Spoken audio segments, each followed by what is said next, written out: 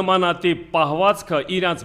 մտավախությունն է, իրանց մեջ մտած այդ մեծ վախը, իրանց ճակատագրի գիտեն վաղվա օրը ինչա լինելու, դրա համար ամեն ինչ անում են այդ պաշտոնը, այդ աթոռը պահելու համար, բայց Արցախի կործանումը, բոլոր այդ մեր հերոսների, այդ քաջ որդիների, այդ արյունի